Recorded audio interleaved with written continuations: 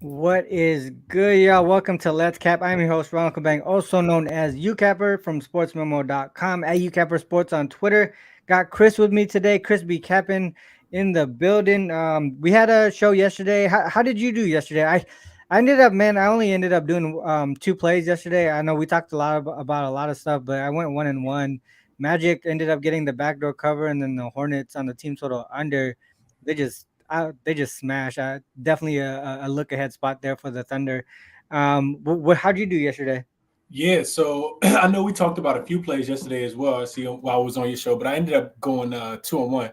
I did end up taking the Raptors minus the 3.5, and they cashed pretty easily against the Miami Heat. And then I talked about Donovan Mitchell being my favorite player prop yesterday, and Smash.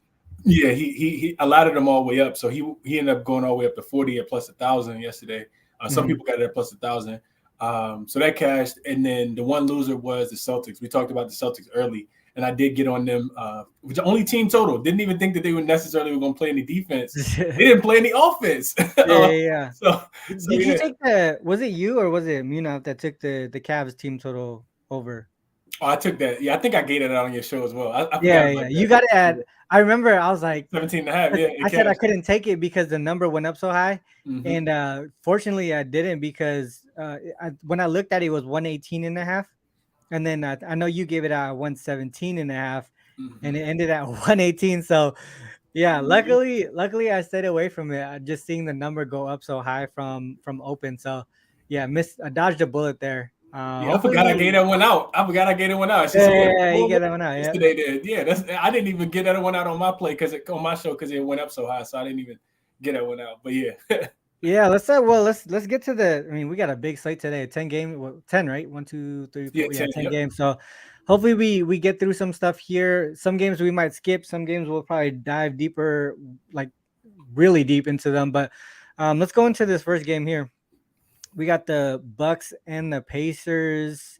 Uh, do you have anything on this one here? I was kind man. Initially, I was looking towards the Bucks, just because the Pacers look like crap right now. But I feel like this is one of those things like what we saw with the Hornets and Thunder. A possible look ahead here on the Bucks side. I'll share my screen. But did you have anything on this one?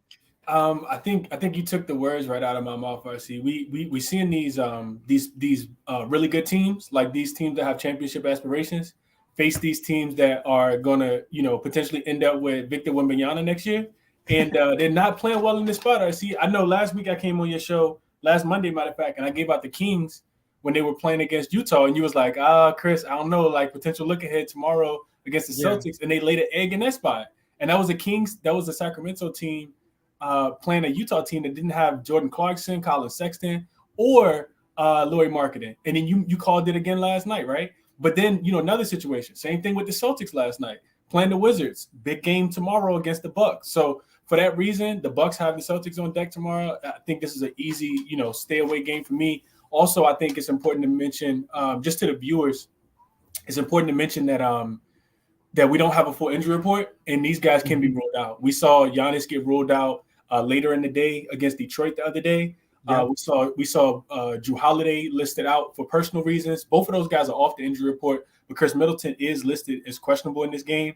I also don't like that it's the last game of a 4-game road trip with like you said with the Celtics on deck tomorrow. Yeah.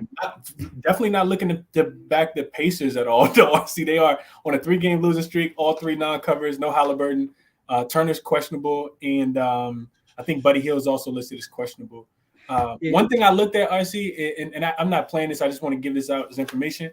The Bucks are 5-2 last 7 in Indian against the Pacers in Indiana. They're also 12-4 last 16 in either site, and they've scored at least 123 points in each one of those games that they played the Pacers this year. So Is that the team total today? It's 123. I'm not sure what it is, but I think it's somewhere close to that.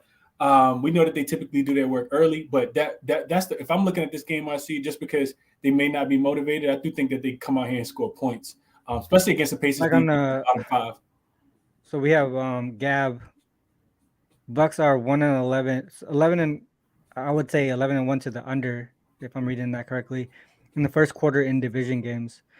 That's an interesting stat there. Well, I know. So if we look at it from season perspective, right? It's going to be tough because, like you said, we don't have the full report, but we do know who's out for the Pacers, right? We know Hallie is out. We know Duarte is out. I think from their side, it would be what Miles Turner, the only one that's really questionable. Mm-hmm. And then on the Bucks side is where everything kind of goes crazy. But if we look at the Bucks here, I would say we need, if you get one of the big three here, I think they would end up just covering that the whatever the number is with that total. It's 124.5 right now, I see. 124.5 for the team total. Team total, yeah. And the Pacers are 112.5. So if we go, you probably looked at all this stuff already, but Bucks on the first leg of back-to-back games, 9-2 straight up, 9-2 against the spread. You see that gap there. It is small. This is the largest line in that trend there, but for the most part, we're seeing we're seeing the over here. So I wanted to back the Bucks initially just based off of systems, but then you look at the situational spot, it would say not to play them because they got Celtics tomorrow. Definitely a key game there, really fighting for that number one spot in the East. Mm-hmm. So like I said, I think it might be that situation where the Bucks kind of take control early, and then the Pacers come back, backdoor cover like how Magic did yesterday against the Thunder. That could be the scenario as well. But I think for the most part, this might be one of those cases where we see key player out and offenses just go crazy, and the over might be the way to look. I think the number will probably come down if Giannis is out or if Middleton or whoever might be out. But for the most part, I can only look towards the over, whatever number it lands on when the status, like player status, are official. The other thing to look at is Pacers post All-Star break. We know, like I said, we know who's in and out for the Pacers, right? They're giving up 124.4 points per game post All-Star break, so definitely one of the top teams to play against if you want to score points here. If we dive deeper into it, right? We look at these higher total. Damn, there was a 250. I forgot about that shit. Yeah, with the Holy shit. Forgot about that. All right, so we look at these higher numbers. Let's say we go, what is it, 230? What is it right now? Is it 230, 238? Bucks. Yeah. Oh, it opened at 238. It's come down. Mm-hmm. Oh shit. Fuck. So what the money at? What the money at, dude? What the money at? What the money at on as far as the total? The money? Oh, 80%, under. 80% on under. Yeah. Okay. Yeah, I feel like that's. I know you don't like a lot of those like where the money at type scenarios. I see. Probably want to pivot. Right, but I feel like for totals, like I like to see where the money is because I feel like a lot of people aren't like total bettors, Yeah. So yeah, I think it's a good. You would think regardless of who they have on the court, as long as not all three are out, like no Drew, as long as Drew, Middleton, and Giannis, at least one of them are in, I feel like the offense could still flow. It should be able to. And the Pacers play with pace. You're right. I would agree. Their defense sucks. I think one of those guys are going to sit. I think it's probably going to be Middleton. At least one. He did play. Middleton played yesterday. Not yesterday, but he played in the last game, and he had big usage against the Detroit Pistons in the last game. So, like I said, he's on the injury report for injury management. So it's not like he's actually hurt. It makes sense. I think that they really want to win that game tomorrow. I also looked at that's what I was gonna say. That's what I looked at as well. I see, and it could be a big ass gap here in the. I was gonna say we talked about this before. I was just about to say that it could be just a first quarter team total over. Then they kind of cruise. We've been talking about that recently. I thought that's what the Celtics was gonna do yesterday too. What's crazy though is it actually correlates with Gab's play, the 11-1 to the under in the first quarter because they just locked down defensively, like start the game off well. Yeah. Yeah. So that makes a lot of sense too. I think there's a situation where the Bucks can cover the first quarter, but still stay under because the Pacers don't score many points, right? Do you have the Bucks first quarter number by chance? Is it like Bucks? Oh, well, he just dropped that too. Is it like was it 4.5 or 3.5? 4.5. 4.5. All right, let's look at the Pacers side here and just see if that first quarter correlates. Team total 31.5 too, RC. 31.5? Uh-huh.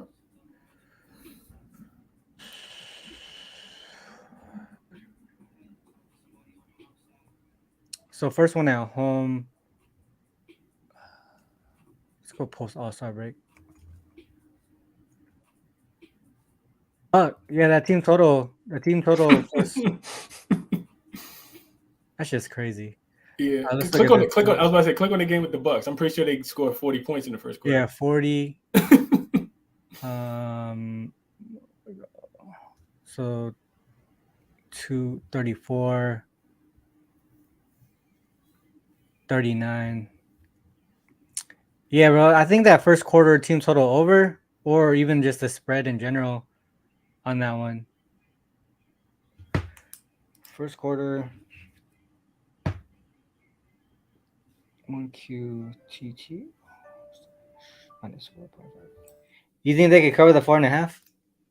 I think that they can, RC. They typically establish themselves early, like you said. But the reason why I would look more towards the team total over is because the Pacers' defense is so bad, and because the Bucks, if they're not going to be focused, I don't think that it means that they're not going to be playing defense. I mean, not playing offense. I think it'll be a lack of attention to detail on the defensive end because of the game tomorrow. So I would look more towards the team total. I think the Bucks can score 35. Look at this. First quarter. Man, we gotta take that OT out. But for them, so if we look at Pacers as home dogs after the All-Star break, look how much they're giving up. They do have one OT game here, but even though you still got 147, 141 from the Sixers, 127 to the Mavs. I feel like regardless, dude, I think that the Bucks fucking smash. I'm gonna take that team total over on the first quarter. I think that makes a lot of sense. Yeah, I would wait, honestly, just to make sure. I don't think the line's gonna go up any. I would just for people who's watching, I would wait and make sure nobody's ruled out, because if they are, the number will probably drop, even if it's just Middleton tonight. Yeah. But I do expect both Giannis and Drew Holiday to be back in the lineup today.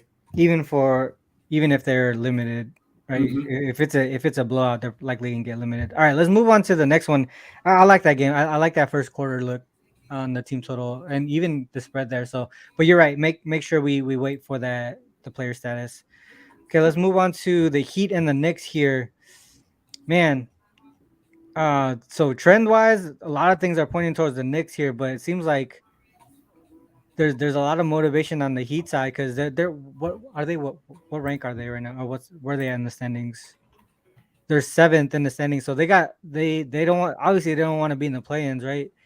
They want to take over that spot where the Nets are, so a lot of motivation on their side. But also the Knicks aren't locked in either, right? There's still like 6 or 7 games left, and if they lose to the Heat here, they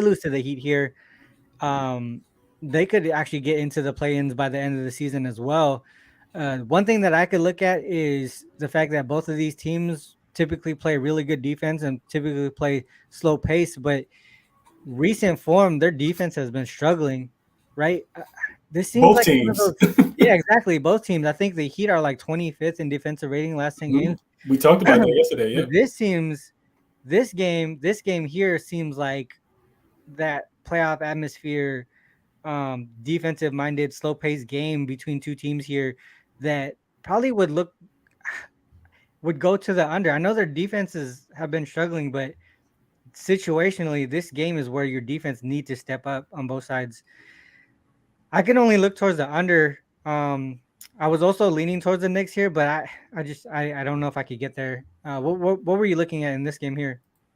I was looking at the Knicks as well, I see, but I mean, current form, like you said, they only 4-6 straight up in their last 10 games. It's not not the greatest spot. They are a little more rested than this Heat team is, but Heat get Jimmy Butler back, and they haven't had him in the last game. So I looked at this game from a system perspective. I see what I had was so I think it's also important to mention that Brunson is listed as questionable. If he's rolled in, the line will move. We already saw the line move up to 5. It opened at 4. With the news about Jimmy Butler, being in for this game, he's listed as probable now with the neck injury, and then also a downgrade. Kyle Lowry got downgraded to questionable recently. I think since right before we started the show. And I look for one thing I looked at. I looked at the Knicks and revenge games this season. And they are 5-1, I think, straight up 4-2 against the spread. Revenge same season losses. with the only loss actually coming against the Milwaukee Bucks when they're at home. Oh, at home. All right. As a favorite. It looks already good right now, just the way it is. Right. So they're winning these games by averaging 16 points. We talk about the Heat offense kind of struggling to score and kind of going through lulls throughout the game. RC, I think the Knicks have the better offense in this game. If I want to take the Heat, I think I'll probably just look at Jimmy Butler. His points prop or his PRA has been through the roof the last 10 games. He's really kind of shifted into Jimmy Butler playoff mode and kind of taken over the offense. And he's going to be the freshest Miami Heat player out there today. So I think if I'm taking a side, I like the Knicks. If I'm taking a player prop, I think I like Jimmy Butler to go over whatever. I don't even know what his number is. I can look it up, but I know that this dude's been killing it. Whole PRA points, all of that, because I feel like he just kind of stepped up, and kind of helped this team to kind of turn it around. Because remember, they were actually lower and they were in the play-in type, atmosphere for a while. Yeah. So those would be my looks. I think the Knicks can cover this short number. And I would be looking towards Jimmy Butler to go over. His points prop is 24.5 right now, and his PRA is 35.5.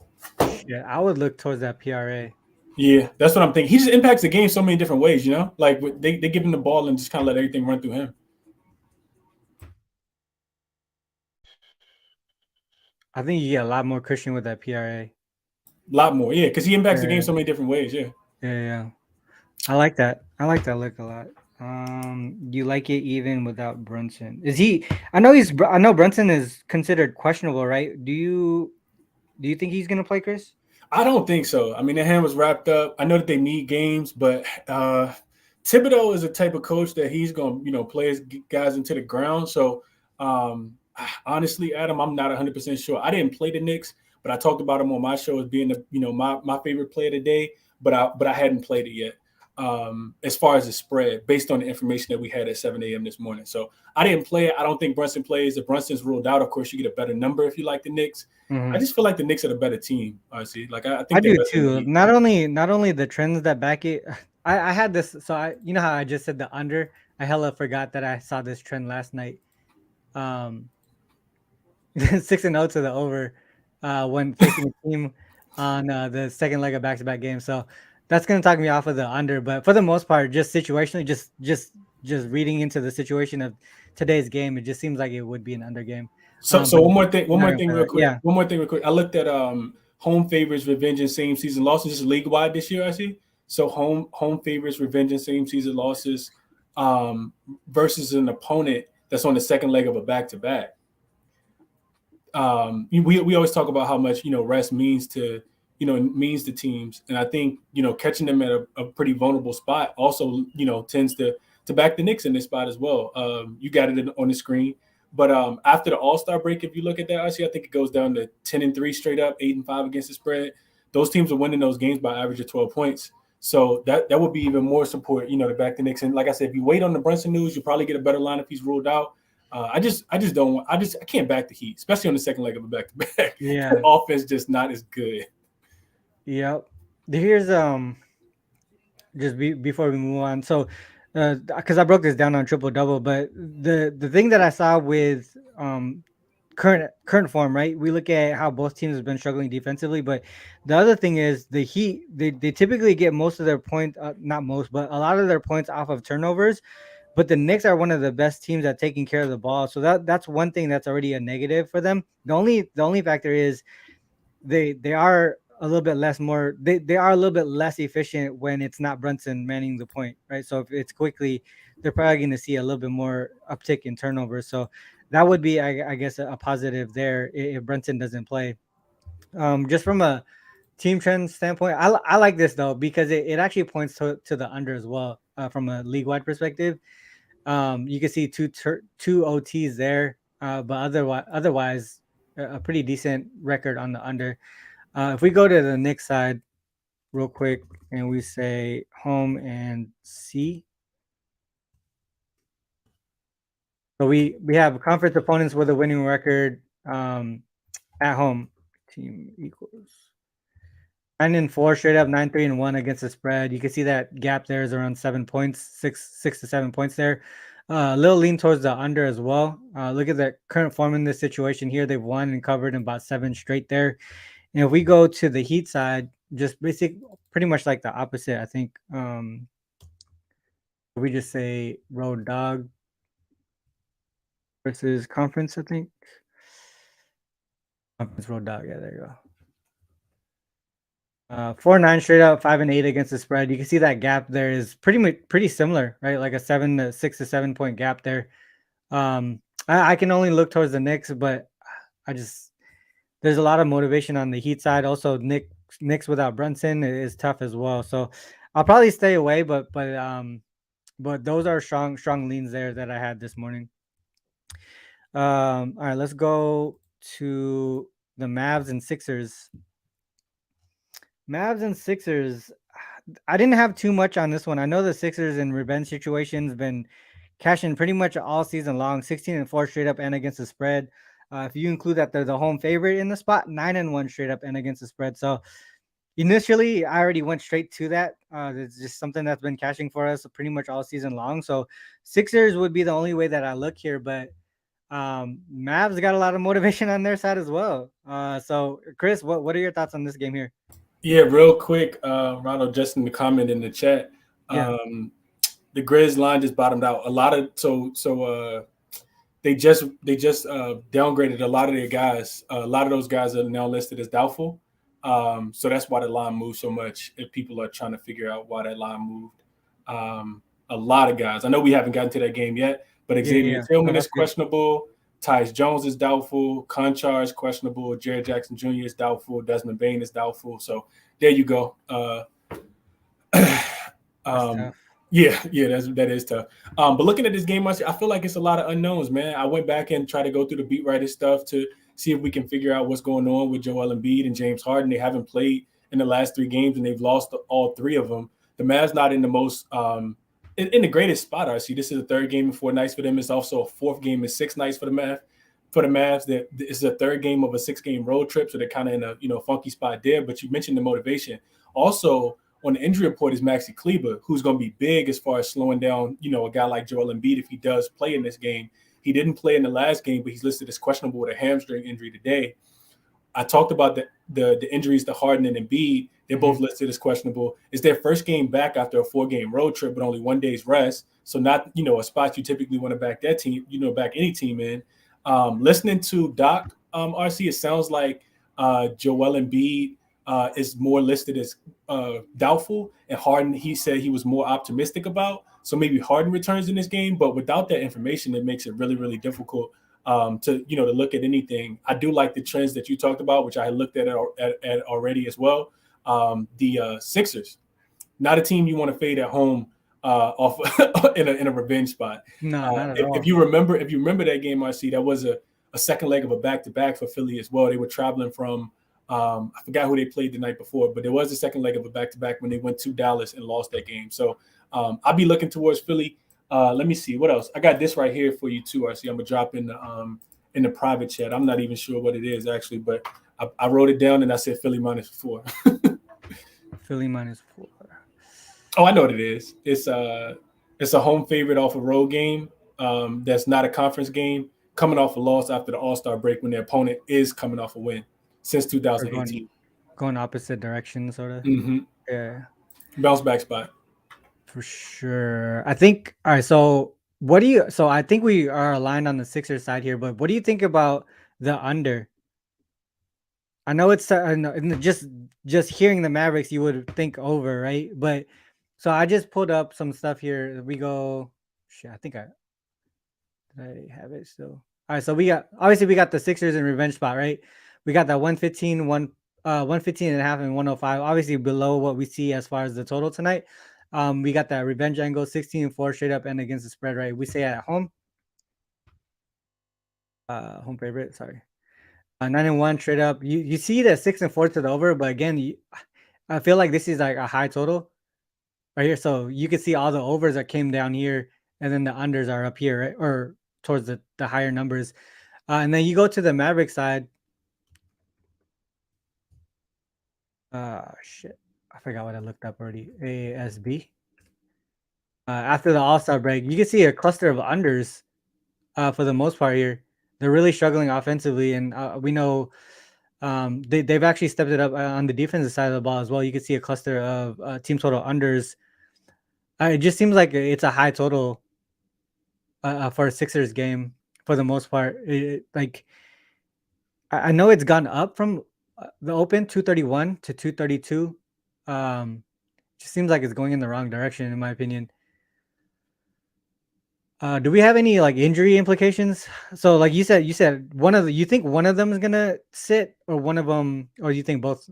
So what I read, RC, it sounds like what he said specifically in the quote was that Harden is more optimistic to play.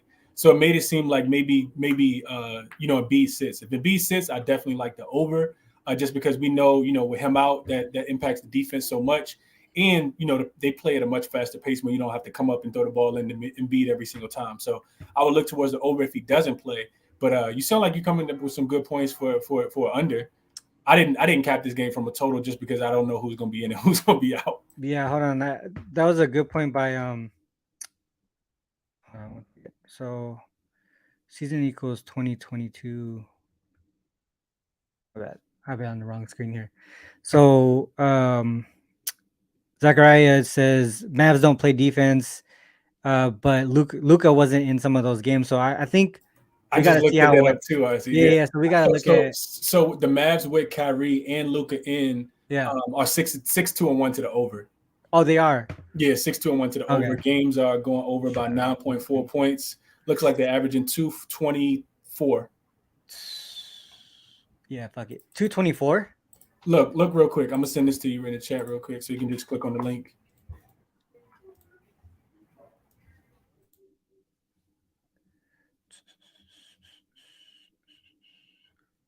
Are they updated though? Because I think I might have talked to you, or I might have talked to Austin, but I think they might be missing some games.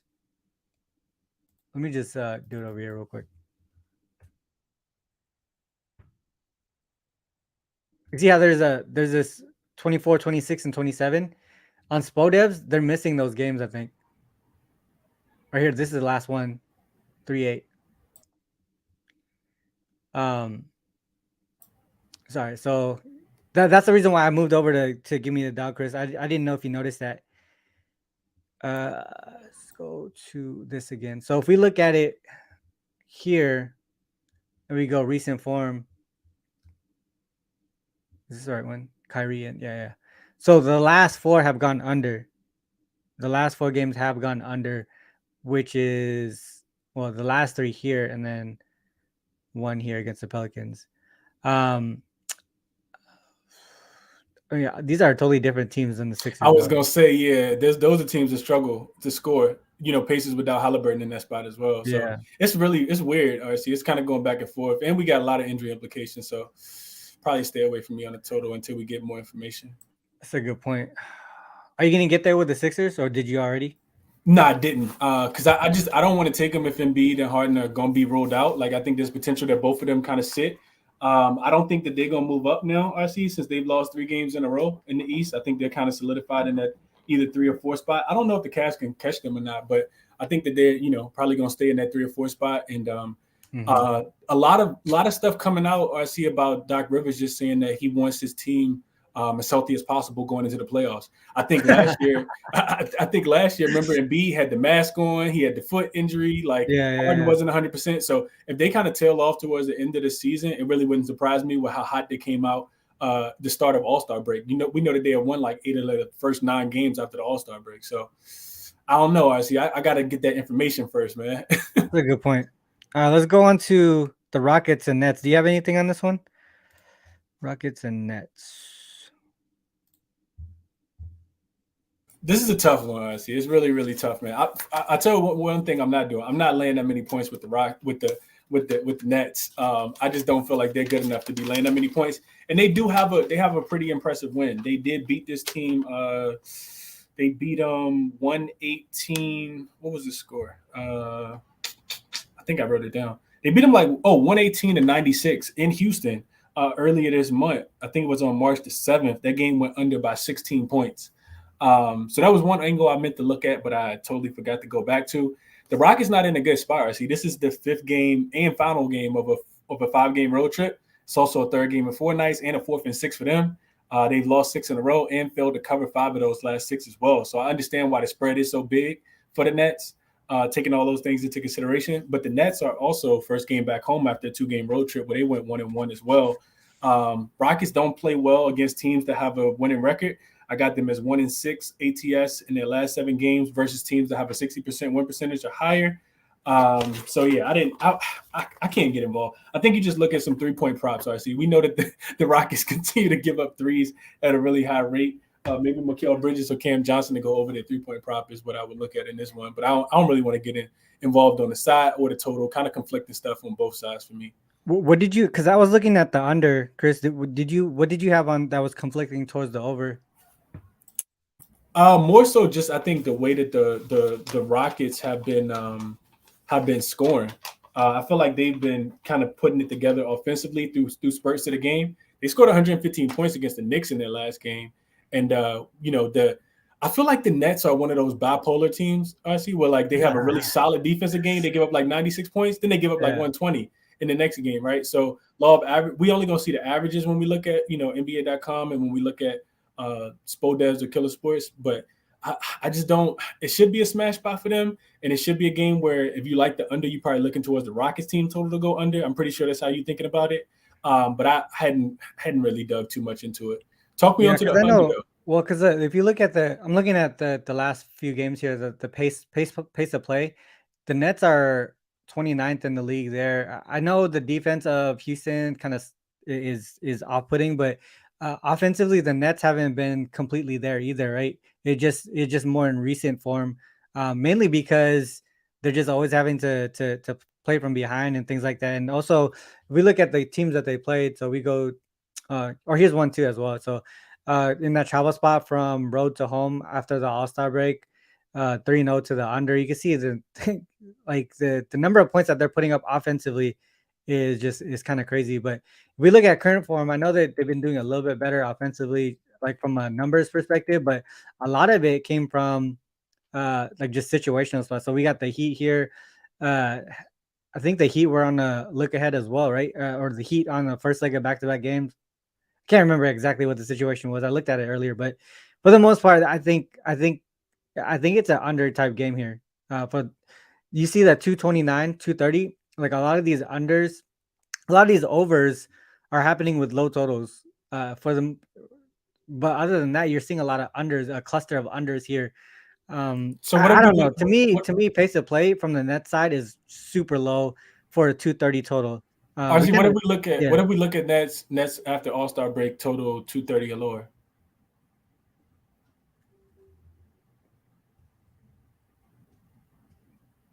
Lower? Yeah, 230 or lower. 6 and 5, okay. But they are staying under it. But what is that? 226? Yeah. So if we look at 220, so there's that threshold there. You can kind of see that threshold there. Let's see if they went over in OT. No, they didn't. They barely went over though. So they scored 19 in OTs, and so they went over by 2 points in regulation there. So probably have to do with like fouls and shit like that. But if you look at it from a total perspective, let's just take out the total equals 230. So total greater than 225. Probably. So after the All-Star break, total is greater than 225. 9-3 to the under. You see 223.3 there. If we look at them at home, maybe I think it might be crazier. So yeah, all 4 games went under here at home in this spot. That's just the only way that I could look is to the under here. What is Rocket? Sorry, Nets. It does kind of look like. See, now I'm looking at it. It does seem like they play well against the poor teams. What I looked at just now was Nets versus teams with a losing record after the All-Star break, and you'll get a lot more support there as well. Yeah, it could. Yeah, I'm thinking under 2 now. Now that you say that, I like it, dude. I know it's come down from 230 to 229. In my opinion, dude, I feel like it's gonna come down a little bit more later. Just gut feel. So I'm probably gonna take it. I'm probably gonna take it while you do your next breakdown. Hold on. All right. So yeah, nothing on the side for me though, but I think this is on. I think this is an under game. All right, let's go on to shit. There's hella stuff in the chat. My bad, guys. SGA ruled out. What game is that next? Is that next? A couple more games. So SGA ruled out. Bucks first half for Wham. Jazz. Oh, Jazz. Their teams in Rockets last 5 games road trips are winning first quarter and second quarter easily. That's a good point. Take them early.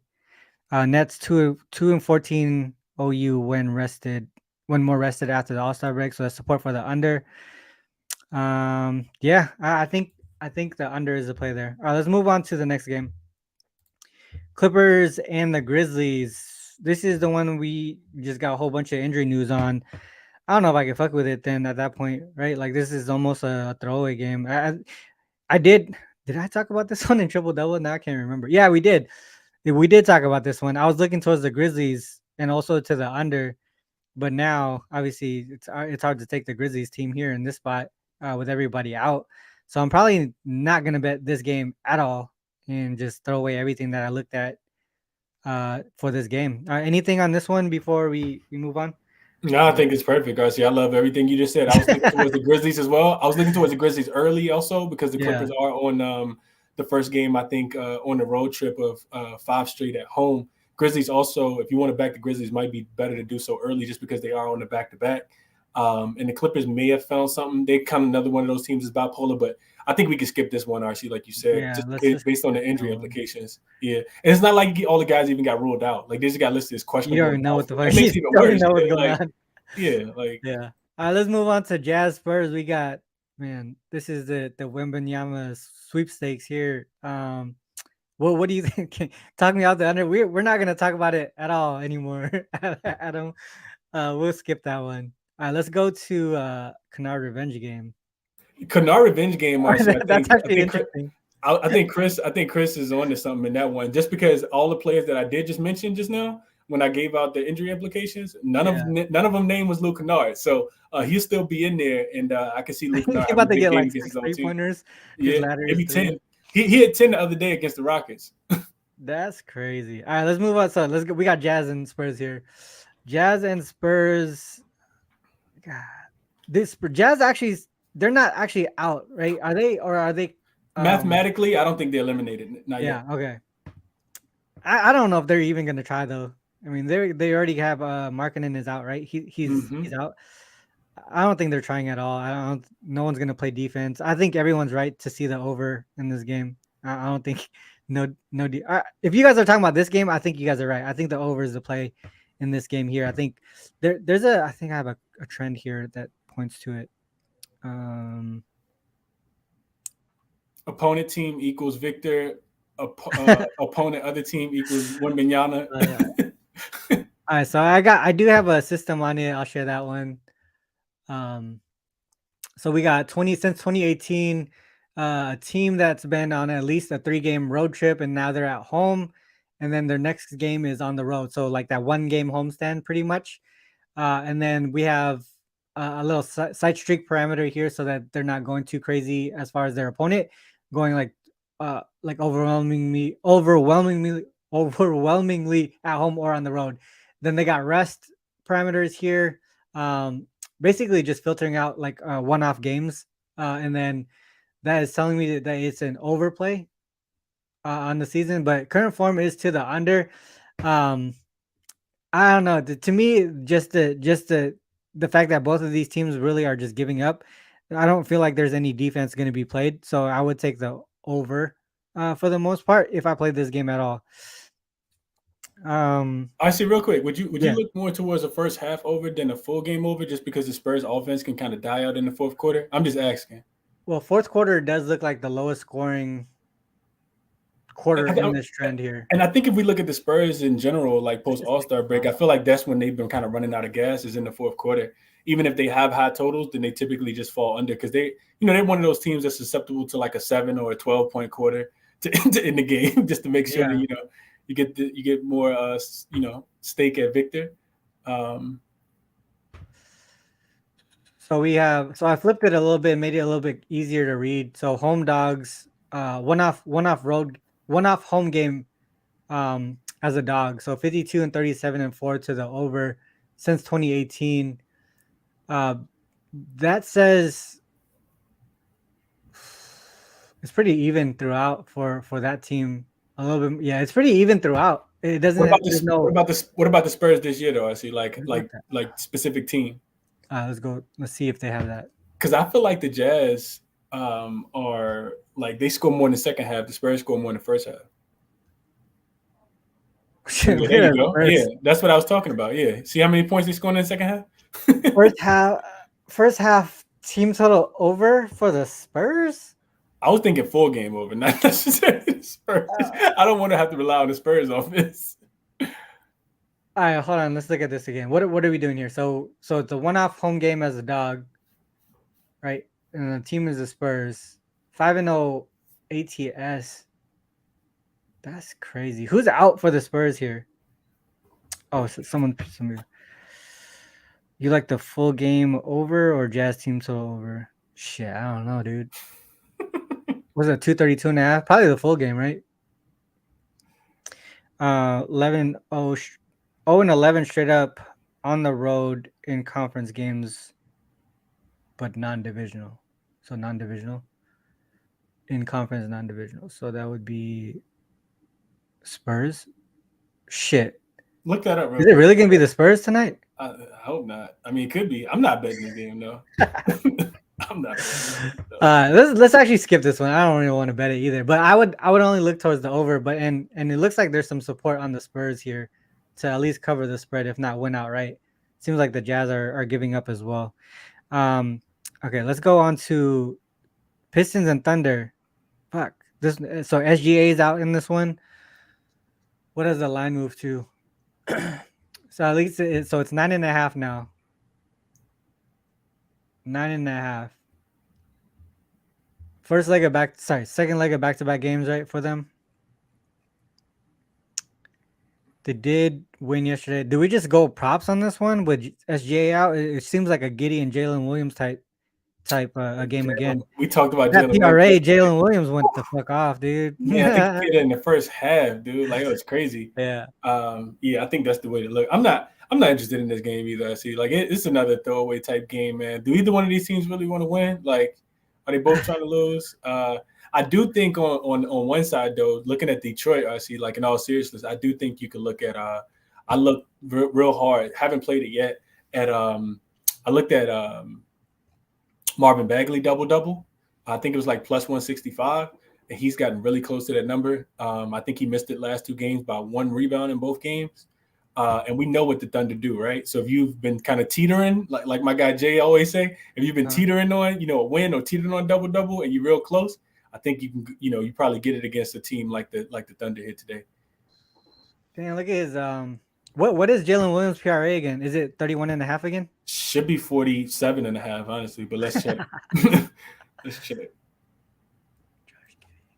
They might not even have it out yet, just because they're trying to adjust it. Let's see. And Giddey be smacking the Jazz too. 31.5, I see. I think you just go ahead and play that now. I think so too. Yeah. What's Giddey? What's Giddey's number? Giddey, he is 34.5. Shit, he can hit that too. Yeah, that's what I was telling you yesterday. I was like, he probably will. So we just going back to that again. So Giddey and Jalen Williams. Oh, I see. We forgot about Kelly Olynyk PRA in the last game with the Jazz. With Markkanen out. Yeah, with Markkanen out. I took his rebounds and assists. I forgot all about that play. It was 11.5. He is even crushing that number. I just took rebounds and assists, 11.5. Oh shit! I'm looking at fucking Jazz. My bad. That was my fault. I had that Jazz game in my mind for some reason still. So I put Jalen Williams game log versus Jazz. Giddy versus Pistons. Okay, so that looks a lot different, but it's still situationally, right? Without SGA. Thanks for calling that out. Shit, I don't know how to say it. So I guess they haven't played that well against them. I wonder if SGA played here. He probably did. Oh, yeah, he did.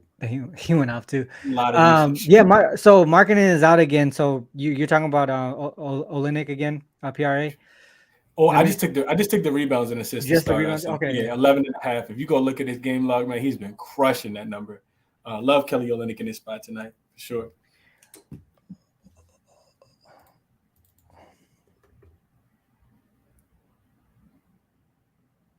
Fuck, now I'm messing up who's playing who and shit. So we got Jazz. It's because all these suck teams playing all these other suck teams. I know, man. Okay, so you said 11.5, right? Yeah, it's 11.5. So current form is definitely better, and we say without marketing, without Laurie.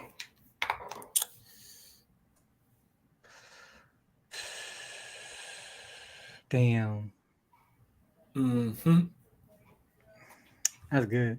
That's good. All right, so you seen it at 11.5? I saw 11.5 and I saw 12.5. I took the 11.5. It was juice. Also played the 12.5 too. Gotcha. Okay. Let's do. We got what? 3 more games. All right, we got Lakers and Bulls. We like this one, right, Chris? What you like about this one? As much as it pains me, I do like the Lakers today, man. My guys, I like them. And I think I'm just gonna take the under and not the Lakers, honestly. Just because I feel like if I bet us, I might jinx it. And when I stay off the Lakers and everybody else take them, they typically win. So I might just leave that for y'all. I did take the Lakers. Not the Lakers. I did take the under already. Nice. Yeah, 227.5. I thought it was going in the wrong direction, but I do have like a. Before you talk about like some team ones, did you have a league wide one? I did have a league wide one. Yeah, I got a league wide one. I got a couple league wide ones, I think, honestly. To the under, right? Yeah, to the under. Yeah. Let me send you this one in the private chat real quick. But I had a couple. A lot of it is like revenge narrative. Previous opponent team. A couple of these support the Lakers and the under as well. Okay. So yeah. So for this one, so before I cook on yours, so this is the one that I had that kind of pointed towards both. I'm probably gonna send you that one. I probably sent you that one. Did you? Oh, okay, so yeah, we have a support towards the Lakers and we have support towards the under here. So this is since 2017, teams playing each other. Or the thing here that's really different, Chris, and we probably need to dive into it. But so the Lakers played the same team back to back, right? But the Bulls had a game against the Clippers in between.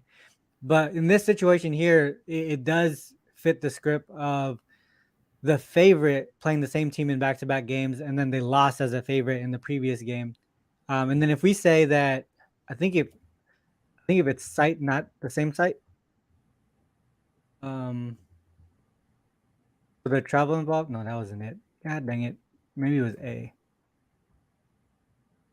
All right, there. So now they go from home to road, I think. Is that it? There you go. So if there was, then they go from home to road. So they lost as a favorite at home. Now they're a road favorite, playing the same team twice. 21-9 against the spread. The 70% since 2017. 19-9-2 to the under. 67.9% to the under. That would be the only way that I look is in both those directions. But like you though, I'm also a little bit questionable on the Lakers, so I did only lock in the under so far. But I feel like I want to get there with at least. I feel like I want to get there with the Lakers. I think eventually I will. Do you take them? Do you take them early, RC? I know last week when I was watching you and Jay, you was on Jay show, and it was the same situation. It was Clippers and Thunder. Remember that? The back-to-back spot. Yeah. And you guys took the trifecta. You and Jay took the trifecta. He kind of talked you on to the first quarter Would Yeah. you take the first quarter in this spot as well? I think also one more question before you answer that one, RC. The next follow-up question is, can we look at the Bulls after when they're in a spot where they're facing a team that they have already beaten? Because we know that they just got smacked up against the Sixers in the same spot 2 weeks ago. They came out and was losing 22-2 or 21-1 or something like that. So definitely to the under in that spot. I actually didn't even look at this, but definitely supports the under there. What if we added there at home? Let's say that they're home. All right, so we say home, right? And let's say dog. Let's say dog.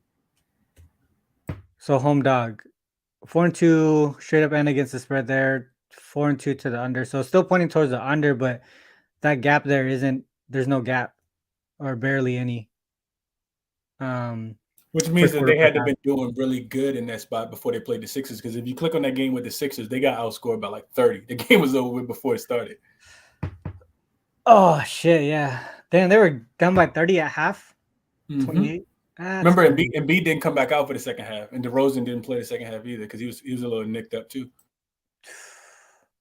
So they're actually good against the spread in that spot. Oh man, yeah. I don't know, dude. I just feel like this is a spot there. Here's one thing that I did look at. Sorry, I see some Lakers away games versus East where line is within one basket. All right, let's look at that.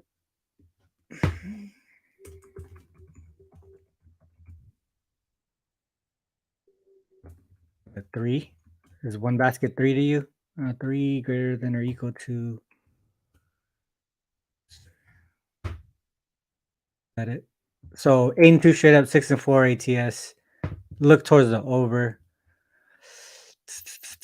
Here's another one here. Two Laker teams too, though. I think we got to remember that it's after All-Star break when they've been going under, and they've been a defensive team, and it's an over team that started at the beginning of the season when they couldn't get a stop.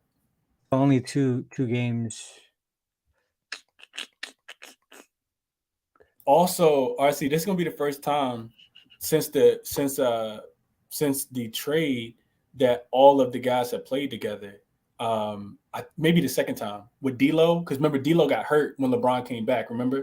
So D'Lo, LeBron, AD, Malik Beasley, Jared Vanderbilt, like all of those guys together. I think it's gonna be the first, and Austin Reeves. So chemistry could be off just a tad bit as well. And we don't know if Bron's going to be, if he's going to actually be back in the starting lineup, if he's coming off the bench. And another reason I kind of talked about that total, I think it goes up just a tad bit when Bron gets ruled in because he is still listed as questionable right now. So Lakers after the All-Star break, just one game, did go under, but they got smacked in the first quarter there. And then they tried to come back in the second half. That was the game without AD and without LeBron. This one here, the Rockets? Yeah. Remember AD didn't play after we won the game before? This was the game that made me say I'm not betting on the Lakers no more because they couldn't beat the Rockets on the second leg of a back-to-back. Fuck. Man, I really wanted to get there with the Lakers. Get there, man. The world on the Lakers. No. I got the under. I locked in the under. All right, so let's just look at a couple of things here, real quick. So non-conference road,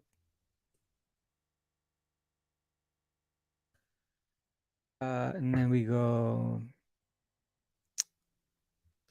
PH. So when they first game on the road, non-conference, so that travel spot, they're 2-0 against the spread. There's 2-0 to the over there too as well, which I don't like, but they played the Bucks and the Celtics, two definitely different teams here against the Bulls. But it does seem like also these are both before the All-Star break as well. I was just about to say that they came in taking into consideration.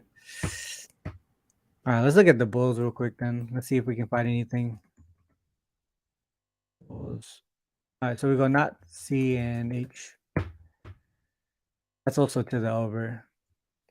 I feel like their defense lately though has been a lot better than pre-All-Star break as well. It has, and it's been a bounce back. I see. What I looked at the Bulls after the All-Star break because they didn't get Patrick Beverley until after the All-Star break. So I think that they're a different team as well. So I looked at the Bulls after the All-Star break after a previous loss. because they've kind of fluctuated. If you go through their games, they win one, they lose one, they win one, they lose one, but they bounce back well in those spots for the most part.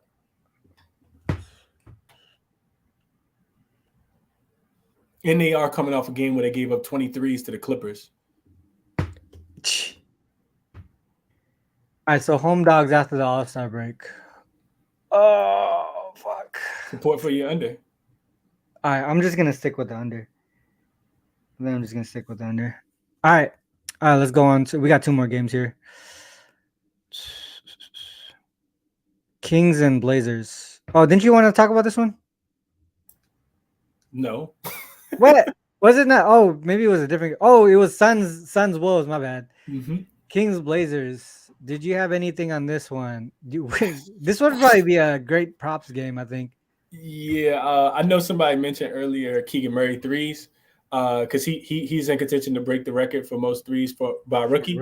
Yeah, and he didn't do it the other day at home against the Timberwolves, so I think he's probably in line to do that. Timberwolves already, not the Timberwolves, I'm sorry, the Portland Trail Blazers already ruled everybody out. They kind of punted the season. A similar spot though. I see, like, if you look at the Kings as road favorites, they haven't done well in this spot, but against this version with this roster, like they should be able to do whatever it is. Do we take what about the Blazers team total under? Haven't we been doing pretty well with that? I can't trust the Kings defense, I see. But yeah, we have. I know we have.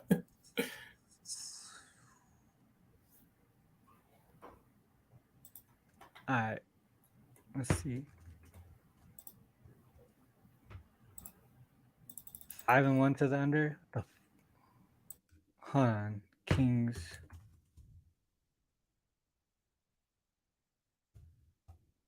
Of course they're not. Yeah, this is by far the biggest line they've had us all year. I'm out this game. Yeah. This shit about to go Overwatch.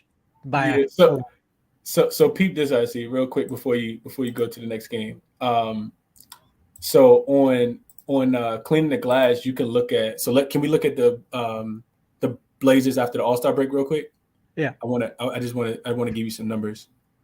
So I just want to see the date of the last 3 games that they've rested all their guys. So it started. The first game that this happened was against the Bulls, because they played everybody against the Jazz, and Damian Lillard went off in that game. He had the double-double. So just those 3 games, right? So March the 24th. All right. So let me go March 24th.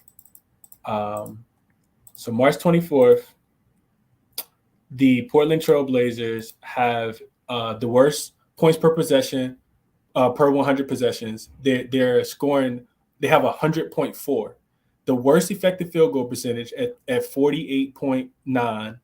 The 8th worst turnover percentage. The 24th worst offensive rebounding percentage. And the defense is ranked 21st, giving up 122 points per game. The defense is also 24th, allowing teams to shoot 60.0 effective field goal percentage as well. And they're giving up 25. They're 25th in offensive rebounds percentage, giving up 30.01. So they're not rebounding the ball. They're not getting offensive rebounds. They're giving up offensive rebounds, and they're not scoring at all. So I think, like, to me, it just feels like, I know I see a comment in the chat says Kings first quarter seems like a thing. I think you just take them to go ahead and get this game out the way. And if you want to pivot, you look towards the team total over. I know it's probably high, like 32.5, but they should be able to score at will against this version of the Portland Trail Blazers. And they don't really have a look-ahead spot either, right? So would we it almost seems like would you take the Kings early in this game? Yeah, but do you look at the team total, or do you just take the Kings to be winning by points when their defense is just so bad? But on the opposite side, the Portland Trail Blazers haven't been able to score. What are they averaging? Are you 25.7 post All-Star break in those 3 games? Yeah. Look at that first half. It's just stupid. Mm-hmm. That's when the second unit come in. Shout out to you, because you and A-Wing did a show the other day. I was talking about Portland team total under. I gave you the number. I think it was 25.5, and they went under. Yeah. They don't have that depth in that second unit. That's because the second unit is the first unit. I think they get smacked in that second quarter, dude.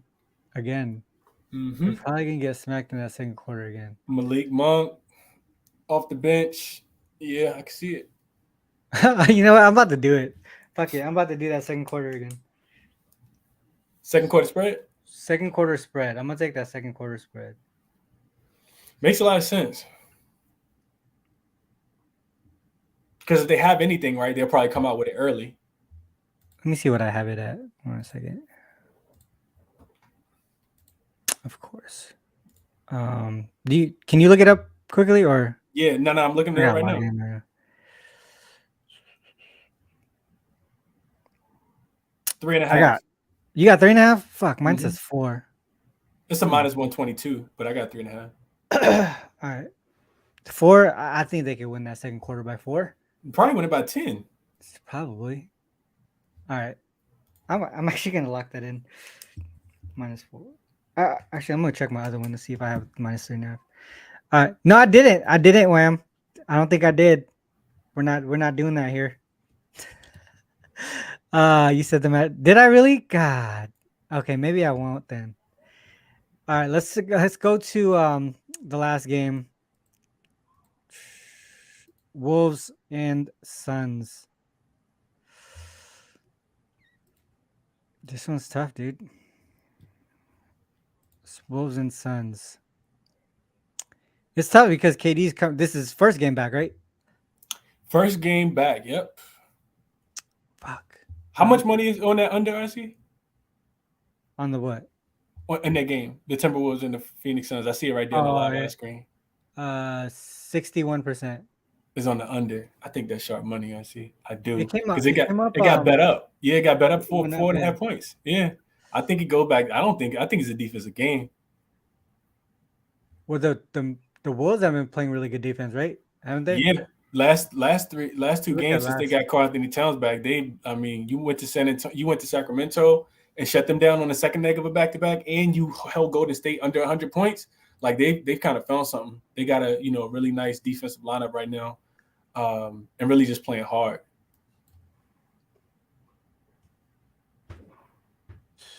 What were you looking at in this game here? The under. That's what I really want to take. Yeah, but we're not really gonna find, like, we just gonna have to be able to look at the last few games. Like who holding the Kings to 115 points in Sacramento on a night where they can clinch the playoffs, right? Remember they had a chance to clinch, and the Kings, the Timberwolves won a trifecta spot there. So another thing I looked at, RC, was the 3 games with Kevin Durant in for the Suns. Those games they've played really good defense as well, kind of held their opponents to 90 points per game in 3 of those games combined. So I like the under, man. I like the under a lot.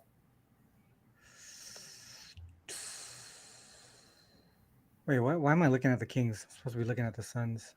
Yeah, it's too many games going on, I see. As home favorites, they typically go under, right? Chris Paul slows down the pace.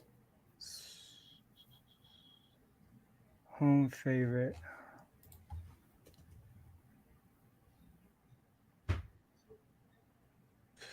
But we gotta see if Chris Paul is in. I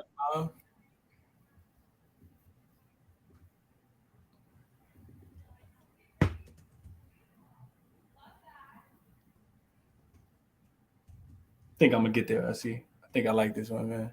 Under? Yeah. Damn. 230. Well, I mean, the number is because a lot of the totals are low. Yeah, that makes sense. Yeah, so if we look at these higher games, what is it right now? 234, right? 234 and a half. So let's just say in total, 230. Yeah, 230.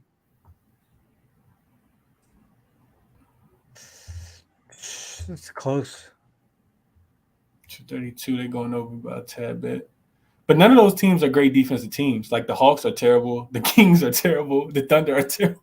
Yeah, Kings are yes. The only one that would be any comparison would be the Celtics as far as defense, and they went under in that game by 7.5 points. Yeah. While you on this screen, I see. Can we just change it? Though. Can we change it to take the home favorite out and just add Kevin Durant in? Because their defensive rating with Kevin Durant on the floor is really, really good.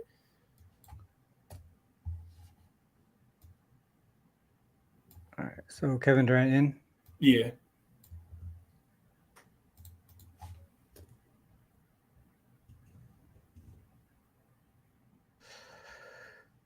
3-0 straight up and against the spread. 2-1 to the over. If we look at, so both of these went under the current total. What, 232.5, right? What was it? 234. 234, 234.5, 235. Okay. So we go here. It would have went under against the Bulls, went under against the Hornets. This one went way over. All three was okay. I don't know, man. What are you thinking, dude? You really like the under, huh? Yeah, I think I was. What else do you have on it? Let's look at the Timberwolves side. Let's look at them as road dogs. Maybe after the All-Star break, they're a totally different team, which is why it's kind of hard to kind of correlate it all. You know, like because they just got Cat back. So both of these had Cat, right? Mm-hmm. And Jaden McDaniels just slid into the starting lineup. Slow Mo's also starting as well. They're just a totally different team recently. What's their pace like? So Wolves, let's go last 5 games. And they're actually playing fast. Mm-hmm. But they're playing a lot of defense, and they're not scoring. Like, look at the effective field goal percentage. I see it's probably not that high. They've literally been winning with defense. 56.6. So it's like in the middle of the pack. Little middle, yeah. Suns in the middle. I know the Suns been struggling. I feel like they were struggling offensively for a bit, and then they just got Aiden back though, and you add KD back. Like Aiden only been back for one game, I think. The game against the Utah Jazz the other day, where they won and covered that spread. I don't know if I could do anything on this one. The Bulls got too many bigs. I mean, like the under makes sense. It does make sense. I think there's a lot of first you got KD coming back, right? That should kind of mess up any kind of chemistry that they have.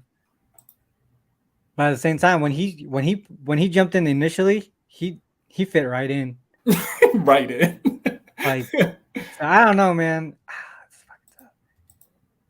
But the under, it seems like it's going way too high. 235. Seems like I just see a defensive style game. And what if he's like not 100% in this one? I mean, not 100%. But what if he's a little rusty? Which typically he isn't. But I think against this Timberwolves defense, like he has some soft, some pretty elite defenses when you think about who he played against. He played the Bulls, and then he played the Bucks.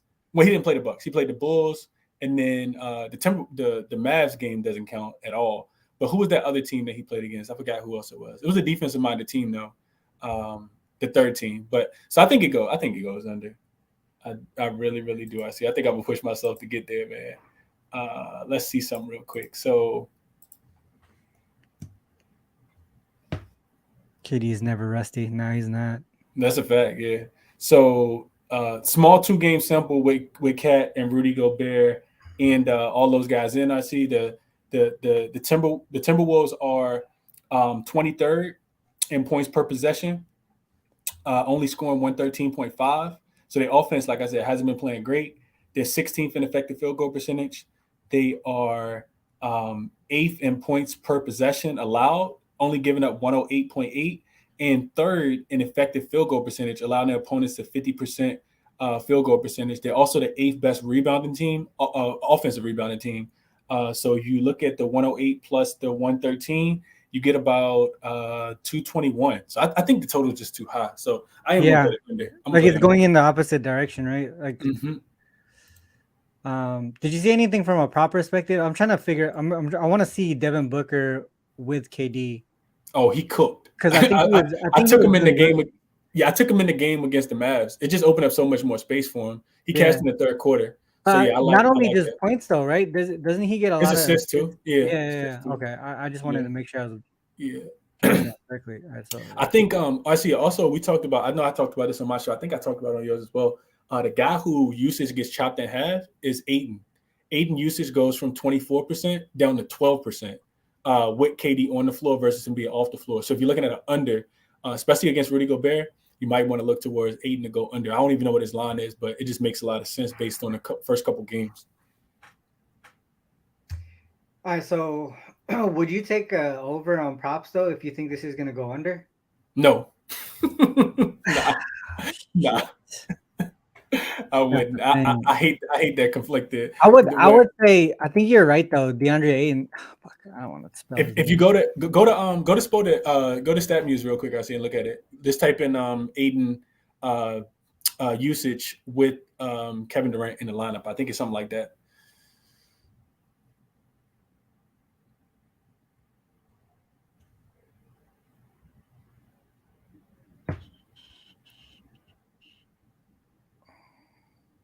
You can type in usage too, Ozzy, like instead of game. Yeah, I think you can look at usage and it'll break it down with and without. You type in with and without. There you go.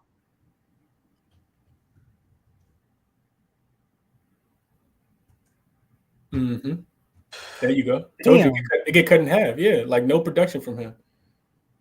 What's his I probably won't mess with his rebounds, but what is his points? I'm looking it up for you right now, my good brother. I'm glad we talked about this because if we wouldn't have did the show, I would have totally forgot about this. It just kind of came to me. Yeah. His points are 15.5. Juice to the under minus 135. 15.5. And he's averaging 10. Averaging 10. So I think he got 16 in one of them. So that was the first game though. That was the first game KD in. I think that under is a play. The under 15.5. You said it's juice though? It's minus 135. I'm looking on DraftKings. I can check some more goals. His PRA RC is 26.5. I think I'm gonna just go with points. 8 points under. You would think but you would think he would get less rebounds too though, right? If he's guarding Cat. Bro, like the Timberwolves are a big team. Like they are really big, bro. Right, no, like who would guard Cat in the perimeter? They don't really got a lot of length other than Aiden and Bianco. Okay. What's the guy name? The fuck is it? Torrey Craig. Fuck. You gotta put him on. You gotta put Torrey Craig on him, right?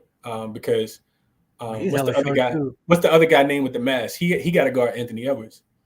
Yeah. Do you think Minnesota can win this game? Yeah, I do. Just matchup wise, it actually makes a lot of sense. That Minnesota can actually win. Hey, bro, I'm trying to tell you, but the Timberwolves are like that, dog. They are good. The only thing I worry about, RC, it is a third game in 4 nights for them, and teams don't typically fare too well historically. I looked at this as well. Teams don't fare too well historically. Teams don't fare too well historically playing on the third game in 4 nights when they won both games as a dog, because they went to Sacramento and won, and before that they went to Golden State. So that's the only thing that kind of scares me a little bit, but I still like the under more than I like anything else. All right. I think I like that 8 and under 15.5 points. You said it's juice though? It's minus 135. You might can find it at a better line on your book. Yeah, I'll check to see if I have anything there. All right, Chris. Well, then we went through everything. Long show today. But I think we did a pretty good job of covering the ones that we did go through. Go ahead and drop whatever plays you want to play that you want to drop for the viewers here. It's a tough card, man. I will say that, but and I haven't placed this yet, but I am going to take the Lakers and the Bulls to go over. I'm sorry, under. Lakers Bulls to go under. I think the total probably goes up just a tad bit with LeBron being ruled as questionable. So I'm gonna wait. Maybe it touches a 228.5. I'm definitely taking the under if it does. And that's honestly, that's the only thing that I really locked in. I know what we just talked about. I'm definitely getting there on the Timberwolves. I talked myself into the Timberwolves under. I'm taking the under between the Suns and the Timberwolves tonight, under 234.5. I am going to play that. And I'm also going to be looking at what we just talked about with Ayton under. I'm probably going to do points, rebounds, and assists just because I don't think he's going to get too many of any with Rudy Gobert being down there. And then I also gave out Kelly Olynyk over his rebounds and assists at 11.5. So those are the 3 plays I'll leave you guys with. Lakers and Bulls under. Haven't played it yet. Waiting for the number to go up with LeBron being rolled in. Kelly Olynyk over his rebounds and assists. And then Timberwolves under with the Phoenix Suns tonight, under 234.5. All right. So I took the Nets Rockets under 229 during the show. I'm not gonna lie, I already took the Lakers Bulls under 227 and a half because I talked about it on triple double. That was my best bet there. So I still like it. I think even if it goes up, I think it's still gonna go under the current number here. Some of the things that we talked about during the show that I like, I'm just not 100% sure I'm gonna get there to the window with them, but very likely some of the props, some of the props I'm probably gonna play. But some of the sides and totals that we talked about were strong leans. Not 100% sure, but Bucks first quarter team total over, and the Bucks -4.5 in the first quarter as well. Uh, Sixers on the full game spread was another one. The Wolves Suns under 234.5. That's the one that you talked about that I kind of like as well. Let's And go, see. yeah, and then from the prop side, the Aiden, I think I'm gonna go with you on the PRA instead of just the points. It makes a lot of sense. I feel like he's gonna get spread out and he's not gonna get as many rebounds. Definitely not a lot of offensive rebounds like he normally does. So, I would say Aiden PRA under. We got Olynyk rebounds and assists over 11.5. I still want to look at Giddey and Jalen Williams. I know the game logs versus the Pistons was a lot different than the other game. I would look towards them. I don't like it as much, right? Because I think Pistons pace and defense is a little bit different than the Jazz. And then that Kings second quarter -4. I think I'm gonna go DGen and just do it. I think probably like a small unit, a half unit there, but It's not even too degen though. I see. We looked at the numbers. You know what I mean? Like, and there's some 3.5s available too if you guys want those. I saw another 3.5 that wasn't even juiced at -110. I just feel like that there's no depth there for them. So yeah, that Kings second quarter -4. I think I might actually get there. I think that's all that we talked about as far as pretty strong leans. Think I missed anything? I don't think so. No, we're good. We are good. All right. Well, hey, good show today, Chris. I know we not as super strong as we wanted to, but I think we came out with some good stuff. With that said, you do you have anything else going on today? You have your spaces, but you have anything else? Are you doing any? I know you do your morning NBA show when MLB starts. Are you gonna do a morning MLB show? Absolutely not. Oh, okay. No, nah. I'll be doing less cap if you invite me on, but I'm not. Oh doing yeah, it for on sure. baseball. Hey, all the time. We forgot to put your link on too. We keep forgetting to do that, but um, yeah, I think that's it then. Yeah. So for me, I don't know if I'm gonna do any MLB shows other than whatever Sportsmemo or Wagertalk goes. Other than that, it's gonna be Let's Cap. I think we just do NBA until the NBA season is done, and then we'll transition over to MLB because that gives us time to get some stats and numbers and stuff. I was thinking the same thing. I was going to do Yeah, the same thing too. Actually, not even really dive into it too much. Monitor it, of course, and watch it, but not really, yeah. bet it too much. 100%. All right, so I was about to say Chris doing baseball. Yeah, no. Chris just started last year, so we'll get him on board. All right. With that said, guys, it is the end of the show. Make sure you guys hit the like and subscribe button.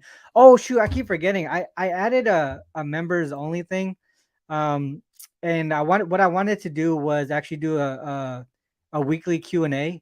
And Chris, you could join me if you want, but it's not gonna be like Let's Cap where we cap games and stuff like that. It's more like just learning stuff, right? How to do things in SDQL, what resources we can use. You want to ask about how we do our unit sizes or our bet sizes and stuff like that. All those types of questions, just that specifically. And for me, I'm not looking for a high volume as far as members.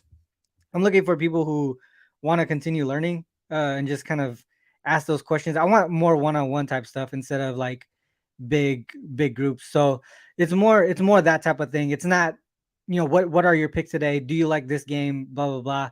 I want to just pass on the knowledge that I have and share it. We do it here, but it's a lot different, right? It's a lot different. So more specific questions from the viewers or the members or whatever. So if you guys see that, I don't really know how it works to be honest, but it's probably on my YouTube page. You'll find it somewhere.